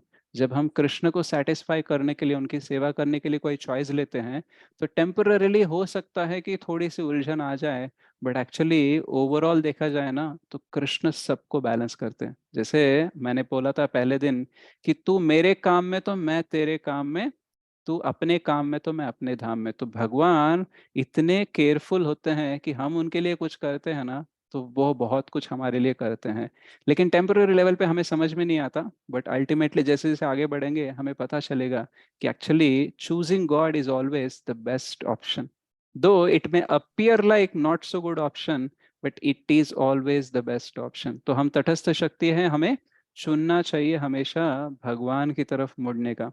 तो क्या हो जाता है, हम भगवान के प्रति समर्पित होते हैं, तो यहाँ से धीरे धीरे मुक्त होते हैं। देन आगे जाके हम काल के बारे में देखेंगे।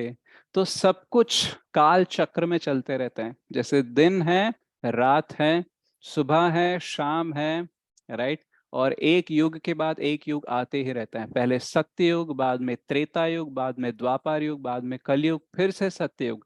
तो ये काल चक्र चलते ही रहता है। तो क्वेश्चन आता है कि ये पुनः पुनः ये काल चक्र क्यों चल रहा है, पुनः पुनः सृष्टि क्यों चल रही है। तो एक्चुअल में भगवान को रिफॉर्मेशन करने का चांस भी देना चाहिए और उसके हिसाब से ऑप्शंस भी क्रिएट करने चाहिए, राइट। जैसे मान लो अगर एक व्यक्ति को लिमिटेड टाइम नहीं दिया गया हर चीज का, तो क्या हो जाता है कि वो वहीं पे फंस सकता है, राइट। जैसे आपने किसी को जेल में डाल दिया, राइट, आजीवन, मतलब तुम कुछ भी कर लो तुम जेल से बाहर नहीं निकलोगे, राइट।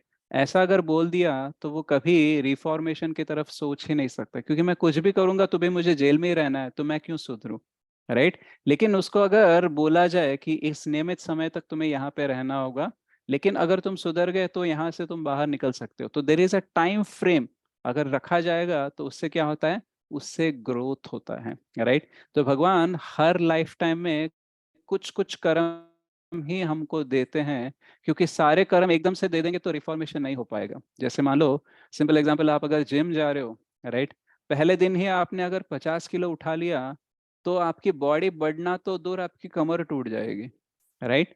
तो हमें उठाना है 50 किलो, लेकिन अभी नहीं उठाना है, अपनी धीरे धीरे कैपेसिटी बढ़ाना है। तो भगवान काल के माध्यम से हमें हर चीज को करने के लिए एक सिस्टमैटिक प्रोसीजर बनाते हैं, राइट। अगर हम देखते हैं कि अगर हम हमेशा जवान रहेंगे, राइट, तो क्या हो जाएगा, हम इस जवानी की वैल्यू नहीं समझ पाएंगे। अगर हम हमेशा बूढ़े रहेंगे तो हम कभी सुधर नहीं पाएंगे। अगर हम बच्चे रहेंगे हमेशा तो एकदम फूल्स बन के रह जाएंगे, हमारा इंटेलिजेंट डेवलप नहीं होगा। तो एक नियमित समय में हमें बचपन, उसके बाद में हमें यौवन, उसके बाद में मिडिल एज, उसके बाद में वृद्धाप, उसके बाद में ये मृत्यु के बाद में और एक देह। तो ये पूरा काल चक्र का पर्पस है, ताकि हम प्रॉपरली रिफॉर्म हो सके। जैसे दुर्योधन को रिफॉर्म करने के लिए, मतलब उनके गलतियों को सुधारने के लिए, उनके प्रवृत्ति को बदलने के लिए बहुत सारे मौके मिले थे, लेकिन दुर्योधन ने कुछ भी यूटिलाइज नहीं किया। इसीलिए काल के रूप में भगवान मृत्यु की तरह आकर उसका विध्वंस कर देते हैं, राइट, उसका विनाश कर देते हैं। क्यों? क्योंकि ये इसी बॉडी में ऐसे रहते जाएगा तो इसका कर्म बहुत ही बिगड़ जाएगा, right, and that is not good for him, so he has to end this body. कभी कभी क्या होता है, हमारा बॉडी का नेचर ऐसे बन जाता है कि हम बदल ही नहीं सकते, राइट। कुछ आदतें ऐसी हो जाती है और इस चरम सीमा पर चली जाती है कि इस शरीर के साथ अब वो रहने ही वाली है, राइट। जैसे कभी कभी कुछ पैरालिसिस अटैक आता है तो नॉर्मली वो ठीक नहीं होता है, for a very long time we have to be paralysed, right. Unless we die and take a new body, वो पैरालिसिस हमसे नहीं जाता है, राइट। तो हर चीज का एक लिमिट होना चाहिए और उसी की वजह से मैसेज रिफॉर्मेशन के हो बारे सकती में बोल रहे हैं। है, राइट। तो इसलिए हमें काल का प्रभाव होना चाहिए। अब ये काल का प्रभाव भौतिक जगत में ही होता है, राइट। कर्म चक्र दिखाने के लिए, हाँ, बदलाव के लिए, जीव तैयार करने के लिए। तो ये काल का जो है, ये एक्चुअली आध्यात्मिक जगत में नहीं होता है, राइट। योग माया की शक्ति से जो आध्यात्मिक जगत रहता है, राइट, जिसको हम वैकुंठ बोलते हैं, विगति इति कुंठः वैकुंठः। जो भी यहाँ पे आप प्रॉब्लम्स देख रहे हो, वो सारे प्रॉब्लम्स आध्यात्मिक जगत में नहीं होते हैं। आध्यात्मिक जगत में जन्म मृत्यु जरा व्याधि नहीं होता है। वहां पे काल होता है लेकिन काल का प्रभाव नहीं होता है। जैसे हमारे शास्त्रों में कहते हैं कि आध्यात्मिक जगत में हमारी एज नहीं बढ़ती है, राइट। वहां पे दिन और रात हो सकते हैं, लेकिन वो केवल लीला के अनुसार होते हैं। मतलब अगर सुबह की आरती करनी है, इसके लिए सुबह होती है, रात को शयन आरती करनी है इसलिए रात होती है। बट हर दिन और हर रात के साथ साथ हमारी एज चेंज नहीं होती है। अगर यशोदा मैया का एक एज है तो वो वैसे ही उतनी ही एज में रहती हैं। कृष्ण जिस एज के हैं, जैसे हैं वैसे ही रहते हैं। बाकी ग्वाले जो रहते हैं, उनके जो फ्रेंड्स रहते हैं, वो सब सेम एज के रहते हैं, सब कुछ सेम एज इट इज रहता है। तो ये चीज समझना बहुत मुश्किल होता है, क्योंकि हमारे यहाँ पे एज बढ़ते रहता है, सब कुछ चेंज होते रहता है, राइट। अगर फूल बहुत फ्रेश है सुबह में तो शाम को मुरझा जाता है, लेकिन आध्यात्मिक जगत में मुरझाना चीज कुछ होती ही नहीं है, वो हमेशा फ्रेश ही रहते हैं, right. So everything is unlimited, everything is unrestricted over there. क्यों? क्योंकि वहां पे सब लोगों का एक ही सेंटर है, वो है कृष्ण। सब लोगों का एक ही इंटेंशन है कि कृष्ण की सेवा करनी है, कृष्ण के संग में रहना है। इसलिए काल का प्रभाव की आवश्यकता होती नहीं है। लेकिन भौतिक जगत में हम नहीं करना चाहते हैं ना भगवान की सेवा, इसलिए काल का प्रभाव होता है। तो ये सिस्टम बनाया गया ताकि हम इधर से आध्यात्मिक जगत वापस जल्दी से लौट जाए। तो Yoga Maya is the most favourable energy. और ये योग माया का अनुभव हम मंदिर में या फिर संतों के संग में देख सकते हैं। आप कभी अच्छे भक्तों के संग में आओ ना, तो आपको गुस्सा नहीं आएगा, आपको भगवान के प्रति मतलब प्रेम जागेगा, आपको लगेगा भगवान की सेवा करनी चाहिए, आपको लगेगा कि मैं बहुत टाइम अपने लिए ले रहा हूँ लेकिन मुझे भगवान के लिए टाइम निकालना चाहिए। तो योग माया के संपर्क में जब हम आते हैं तो हमारे आत्मा का स्वभाव विकसित होने लगता है, राइट। तो ये डायरेक्टली पूरा योग माया को अगर एक्सपीरियंस करना है तो आध्यात्मिक धाम जाना पड़ेगा। लेकिन थोड़ा थोड़ा एक्सपीरियंस कहाँ कर सकते हैं हम? भौतिक जगत में भक्तों के संग में, और जहाँ पे भगवान उपस्थित होते हैं वहां पे हम कर सकते हैं। जैसे हम मंदिर में जाते हैं तो हमारा नेचर अलग ही होता है, राइट। आपको मतलब आश्चर्यचकित हो जाओगे, कुछ लोग होते हैं जो मंदिर में आप उनसे मिलोगे तो लगेगा कि अरे कितने अच्छे भक्त हैं, और कभी उनको पर्सनली बाहर मिलोगे तो लगेगा कि यार इनको तो मैं मंदिर में मिला था, ये ऐसे नहीं थे। क्यों? कभी कभी मंदिर का वातावरण भी इतना सत्व गुण में हमें ले जाता है कि हम कोई और ही बन जाते हैं, राइट? क्यों? क्योंकि वहां पे योग माया का प्रभाव होता है। जहाँ पे भगवान होते हैं वहां पे उनके इंटरनल पोटेंसी का प्रभाव होता है। इसलिए अगर आपका मन नहीं लगता है, आपकी जिंदगी भी बहुत उलझन में है, तो आप मंदिर में जाओ, आपको थोड़ा तो क्लैरिटी मिल जाएगा। क्योंकि महामाया वहां पे ज्यादा इन्फ्लुएंस नहीं दिखा सकती। ऐसा नहीं है कि उनका इन्फ्लुएंस जीरो हो जाएगा, बट इन्फ्लुएंस बहुत कम रहता है वहां पे, राइट? क्योंकि वहां पे भगवान होते हैं। जैसे अपनी पहले एग्जाम्पल दिया था, एक कुत्ता है, बहुत ही शेर जैसा कुत्ता है, उसके ओनर ने तो रोक लिया, राइट? क्यों? क्योंकि आप उसके ओनर के सामने आ गए हो, इसलिए वो कुत्ता आप पे अटैक नहीं कर रहे हैं। लेकिन ज्यादा आप उस कुत्ते को छेड़ोगे, राइट, तो ओनर के होते हुए भी वो आपको काट सकता है, इजंट इट? तो फिर क्या करना चाहिए हमें? ओनर का आश्रय लेना चाहिए और उस कुत्ते से भी थोड़ा दूर रहना चाहिए। ज्यादा ओवर कॉन्फिडेंट नहीं बनना चाहिए कि अभी ये ओनर पास में है तो ये कुछ नहीं कर लेगा, फिर इसको छेड़ेंगे तो फिर क्या हो जाएगा, वो ओनर के कंट्रोल से भी बाहर हो सकता है। जस्ट एग्जाम्पल दे रहा हूँ, क्योंकि कभी कभी हमें ओवर कॉन्फिडेंट नहीं होना चाहिए कि चलो मैं अभी भक्ति में आ गया हूँ तो मुझे माया का प्रभाव नहीं रहेगा।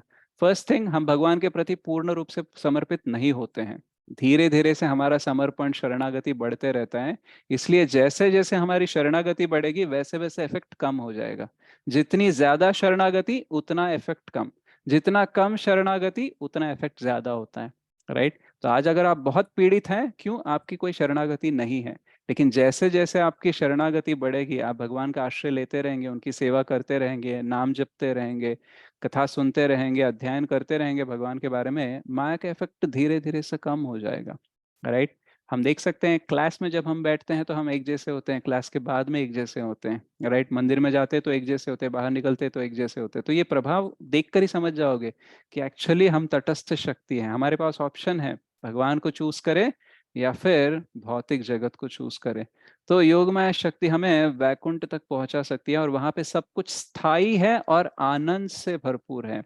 वहां पे हमें आनंद ढूंढने की जरूरत नहीं है, हम ऑटोमेटिकली आनंद रहते हैं। भय चिंता शोक से हम मुक्त रहते हैं। इस दुनिया से एकदम अलग है, इतनी विपरीत है। ऐसा बोला जाता है कि ये जो भौतिक जगत ये छाया है, इट्स लाइक अ शैडो और the reflection of the spiritual world. तो जहां हर कोई सेवा करना चाहता है और भगवान को खुश करना चाहता है, राइट? तो अगर हम देखें तो एक लास्ट एग्जाम्पल देता हूं जिससे आप समझ जाओगे कि भौतिक जगत का नेचर कैसे है। एक चोर था, तो एक चोर एक तालाब के पास गया था, और उसने तालाब में ऐसे झांक कर देखा तो उसको एक बहुत ही सुंदर सा सोने का हार दिख रहा था। और जैसे ही उसने देखा, उसको लगा कि चलो इसको कोई गिरा के चला गया होगा, कोई आने से पहले मैं इसको हड़प लेता हूँ। तो उसने कूदा और वो अंदर गया।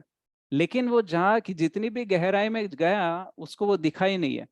फिर से वो बाहर आया और फिर से वो तालाब की तरफ देख रहा था, तो वो सोने खार फिर से दिख रहा था उसको। उसने सोचा कि मैंने जंप लगा के डीप तक गया था, गहराई तक गया था, लेकिन तो नहीं मिला, तो शायद कहीं इधर उधर गया होगा, अभी तो दिख रहा है ना, मैं फिर से कूदता हूँ। तो उसने फिर से कूदा, फिर से वो गहराई तक गया, रॉक बॉटम उसने टच कर लिया, लेकिन वहां पे उसको फिर से हार नहीं दिखा। फिर से वो पानी के बाहर आया और फिर से देख रहा है कि हार वहां पे फिर से मौजूद है, राइट? तो अब तीसरी बार जंप मारने से पहले सोचा कि कुछ ना कुछ तो गड़बड़ है यहाँ पे। तो मैं आपसे पूछता हूँ कि वो हार आखिर कहाँ गया? वो हार का शैडो था। हाँ, वो हार का रिफ्लेक्शन था। हार एक्चुअली ऊपर पेड़ के ऊपर लटक रहा था, उसका रिफ्लेक्शन पानी में दिख रहा था। तो इसलिए उसने जब भी छलांग मारा उसको नहीं मिला। क्यों? क्योंकि वो जो सोने का हार है वो ऊपर लटक रहा है, लेकिन पानी का रिफ्लेक्शन दिख रहा है, इसलिए वो गया। So there is reflection but there is no substance. इसीलिए भौतिक जगत में हमें लगता है कि हम खुश हो जाएंगे, क्योंकि लगता है मैं ये पालूंगा तो खुश हो जाऊंगा, तो ये ये मिल जाएगी, वो मिल जाएगी भौतिक तो मैं जगत, खुश हो जाऊंगा। तो ये आध्यात्मिक जगत का ही तो ये रिफ्लेक्शन है, ये भौतिक जगत। हाँ, भौतिक जगत आध्यात्मिक जगत भागवतम का में ऐसा है। रिफ्लेक्शन है, राइट? लेकिन यहाँ पे सब्सटेंस नहीं होता है, राइट? रिफ्लेक्शन में प्रोडक्ट नहीं है, राइट? तो प्रोडक्ट कहाँ मिलेगा? वैकुंठ में मिलेगा, यानी आध्यात्मिक जगत में मिलेगा। तो यहाँ पे रिफ्लेक्शन क्यों दिखाया जाता है? ताकि हम उसके प्रति आकर्षित होकर बुद्धिमता से ऊपर देखें, ना ही नीचे जाए। राइट। तो भगवान आते हैं, लीला करते हैं, भगवत गीता श्रीमद् भागवतम के थ्रू हमें पूरा ज्ञान देते हैं ताकि हम उनकी तरफ देखना शुरू करें, उनके लीला उनके गुणों के प्रति आकर्षित होकर उनके पास उनके धाम चले जाएं। राइट। वही हमारा घर है। राइट। और ये सब कुछ करने के लिए उन्होंने सारे अलग अलग तरीके से हमें ट्राई किया है। राइट। जैसे एक पिता चाहता है कि बेटा घर वापस आ जाए, तो कभी कभी खुद जाकर रिक्वेस्ट करता है, कभी अपने प्रतिनिधियों को भेजता है, कभी चिट्ठी लिखता है, कभी कहीं पे कोई ऐसा कुछ किरदार लेकर या फिर कुछ शो करता है ताकि उसको पता चले कि वो मेरा बेटा है, मैं उसका पिता हूँ, हमारा ऐसा संबंध है। तो ऐसे अलग अलग प्रकार से वो पिता ट्राई कर रहा है कि बच्चा घर वापस आ जाए। राइट। और बच्चा देखना ही नहीं चाहता है। राइट। सुनना ही नहीं चाहता है, उसको परखना ही नहीं चाहता है। तो फिर क्या करेगा पिता? थोड़ा सा निराश होगा, लेकिन कोशिश बरकरार रखते हैं। जैसे भगवान नमो अलयाय, यानी कभी थकते नहीं है। राइट। भूरि करुणाय और मुक्ताय है। तो इसलिए हम सारे जो चांसेस मिल रहे हैं हमें, इसका हमें सद्विनियोग करना होगा, इन्हें अच्छा सा यूज करके हमारी भक्ति लता बीज को बढ़ाकर इसे इतना बड़ा वृक्ष बनाना चाहिए कि हम उस वृक्ष के सहारे आध्यात्मिक जगत को हम पहुंच जाएं। तो ये जो 6 सेशंस है, ये शुरुआत है। राइट। एक अच्छी शुरुआत कह सकते हैं, और आगे जैसे जैसे बढ़ते जाएंगे हम इसको अच्छे से साधना में लाएंगे, प्रॉपरली इम्प्लीमेंट करेंगे, और on one fine day we will realise that whatever we learn is very true. अभी तो इन्फॉर्मेशन के तौर पर हम जान रहे हैं, लेकिन धीरे धीरे से इस पे अगर चिंतन मनन करेंगे तो हम इसका साक्षात्कार कर पाएंगे, रियलाइज कर पाएंगे। अभी आपने इन्फॉर्मेशन लिया, अभी प्रैक्टिस में डालोगे तो उसको वो इन्फॉर्मेशन रियलाइजेशन में कन्वर्ट हो जाएगा। तभी जाके हम कंप्लीटली शरणागत होंगे भगवान के प्रति, फुल्ली कन्विंस्ड हो जाएंगे कि हाँ, यही मेरा लक्ष्य है और यही मुझे करना है। So you are now a soul, but very soon you will become a realised soul. Right. So मैं आशा करता हूँ, हम सब आशा करते हैं, जिसने ये प्रोग्राम ऑर्गेनाइज किया है, श्रीमान वरद कृष्ण प्रभु, श्रीमान श्रीवास रास बिहारी प्रभु, और सारे प्रभु और माता जी जिनके मतलब जिनके सपोर्ट से, जिनके कंटेंट से हम ये कुछ डिज़ाइन कर पाए, कुछ डिलीवर कर पाए, हम उन सबका आभारी हैं हम। We are very grateful for them, we are very thankful, and we are also thankful to all of you कि आपने 6 दिन कंसिस्टेंटली कमिटमेंट देकर आपने यहाँ पे आए और आपने इसका अध्ययन किया। तो हम ऐसी आशा करते हैं कि आपको लाइफ में थोड़ा सा तो फर्क पड़ा होगा इसकी वजह से, और हम आगे भी आपकी मदद करना चाहते हैं। हम साथ मिलके गोलोक जाना चाहते हैं, मतलब आध्यात्मिक धाम जाना चाहते हैं, आपको अकेला नहीं छोड़ना चाहते हैं। बट आपके पास चॉइस है कि आप हमारा हाथ पकड़ना चाहते हो या छोड़ना चाहते हो। राइट। तो अगले जो कोर्सेस होंगे उसके लिए आपको अलग व्हाट्सएप ग्रुप ज्वाइन करना होगा। वो व्हाट्सएप ग्रुप मैं आपके ग्रुप में शेयर करूंगा। तो जो कोई भी इंटरेस्टेड है नेक्स्ट लेवल कोर्स करने के लिए, दे कैन ज्वाइन दिस। और अगर कोई दिक्कत है तो आप मुझे पर्सनली भी कांटेक्ट कर सकते हैं। So thank you very much. Hare Krishna. मैं अगले 5 मिनट दे सकता हूँ आज के लिए, क्योंकि मुझे निकलना है। बट अगर कोई सवाल है आपके जिसके आंसर्स आपको बहुत ही इंपॉर्टेंट है, तो आप मेरा व्हाट्सएप नंबर मैं आपको देता हूँ ताकि आप मुझे व्हाट्सएप कर सकें, 9392676725। ठीक है। तो आप मुझे वॉइस नोट भी भेज सकते हैं, लिख के भी भेज सकते हैं। तो मेरे टाइम के अनुसार मैं लेट होगा, राइट, लेकिन मैं रिप्लाई करता हूँ। कभी कभी 24 आवर्स टू 48 आवर्स में मेरा रिप्लाई आ जाता है आपको। ठीक है। तो एनी वन क्वेश्चन और समथिंग, और किसी को कुछ कमेंट करना है तो 1-2 मिनट के लिए कर सकते हैं। प्रभु जी नमस्कार, मेरा नाम कौशल नाथ निगम है। पहले तो आपको बहुत बहुत धन्यवाद, आपको, आपकी पूरी टीम को, ताकि ये 6 दिन में हमारे को आई ओपनिंग सेशन आपने बताया है, और एक्सप्लेनेशन इतना अच्छा, आपके पीपीटीज इतने अच्छे हैं। आज का सेशन पर्टिकुलरली अगर मैं ले लूँ एक सब्जेक्ट के लिहाज से और वो कंपेयर करूँ प्रैक्टिकली लाइफ में, तो काफ़ी सारी नॉलेज आ सकती है इसमें। और दूसरी बात, कल मैंने रिक्वेस्ट की थी कि एक इम्पॉर्टेंट 111 आप पीपीटीज डाले हैं, मैंने रिक्वेस्ट की थी, आज आपने भिजा दिया, उसके लिए भी बहुत बहुत धन्यवाद। पर्सनली मैं टेम्पल आऊँगा, आकर के आपसे मिलूंगा। थैंक यू, थैंक यू बहुत सो बहुत मच। धन्यवाद। Thank you so much Prabhu, thank you so much. Hare Krishna. Anyone else? आखिरी 1-2 मिनट में है। थैंक यू अक्षी साइकिया माता ji, thank you Abhay Prabhu ji. Okay, so thank you so much everyone. बहुत अच्छा रहा आपके साथ जर्नी। मैं चाहता हूँ आप सब हमारे साथ जुड़े रहें और हम इस सफ़र को और आगे लेके जाएं। वैसे आपके सिवा हम कुछ कर भी नहीं सकते, सुनने वाला होगा तो ही बताने वाले का कोई मूल्य है, राइट? तो फिर we are very much thankful कि पता नहीं मुझे आपके घर में कैसी परिस्थिति क्या नहीं है, बट आपने समहाउ मैनेज किया और आपने अटेंड किया। और अगले महीने में भी ये कोर्स रिपीट होगा। मैं शायद ये लूँगा या फिर कोई और लैंग्वेज, मुझे नहीं पता है अभी तो। लेकिन अगर आपके कोई हैं मित्र या बंधु जो भगवद गीता का ज्ञान लेना चाहते हैं तो आप उन्हें हमारे कोर्स में ज्वाइन करवाइए। और जैसे आपने लाभ उठाया, जैसे आपको आनंद मिला, वैसे ही उनको भी मिले, ऐसी हम आशा करते हैं। Thank you so much. Prabhupada ji पे जो मूवी थी तो वो लिंक आप शेयर कीजिए। श्योर मैं लिंक शेयर करूंगा, जी। राइट?